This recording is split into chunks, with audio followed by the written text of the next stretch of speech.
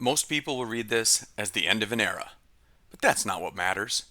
What matters is that one of the last companies built around personal credibility is quietly transitioning to a system that no longer has it.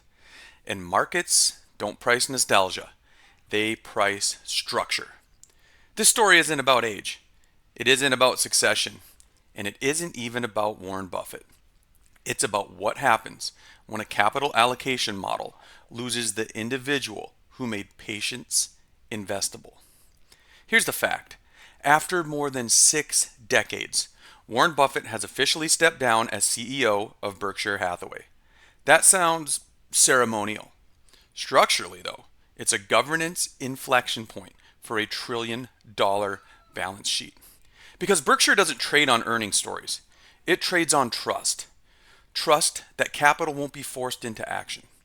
And there's one detail in how this transition is structured that tells you exactly how long that trust might last. But we'll get to that in a moment. Guys, Buffett isn't disappearing. He's still going to be around. But at 95 years old, he will remain the chairman of the board and still control roughly 30% of all the voting power. Day-to-day decision making, sure, that now formally moves to Greg Abel, who has overseen non-insurance operations for years. And this means the transition is operationally complete, but psychologically incomplete.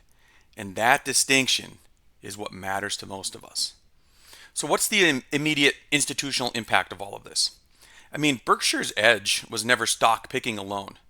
It was the ability to not deploy capital without being punished by the markets. Buffett's reputation acted as a volatility dampener.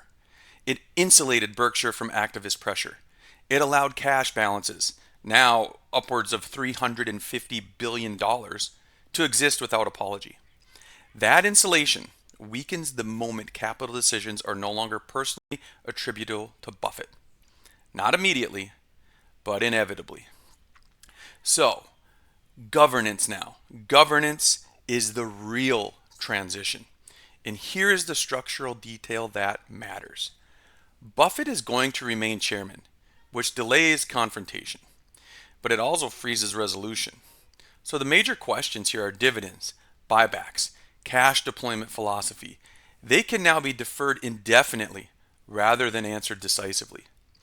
That's not stability. That's limbo. Markets tolerate limbo from legends, but they don't tolerate it forever from committees. Guys, so this is the part institutions are watching closely. Berkshire was one of the last large companies that operated outside the normal corporate incentive loop.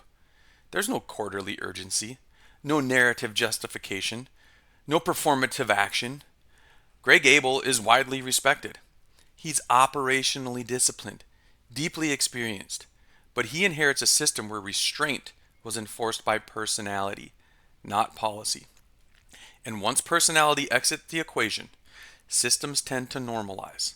And normalization is where returns quietly compress. So why is this different from past successions? I mean, we see CEOs leave all the time, right? People replace. Steve Jobs, right? He got replaced, right? All these different CEOs, Ballmer, Bill Gates, Satya Nadella.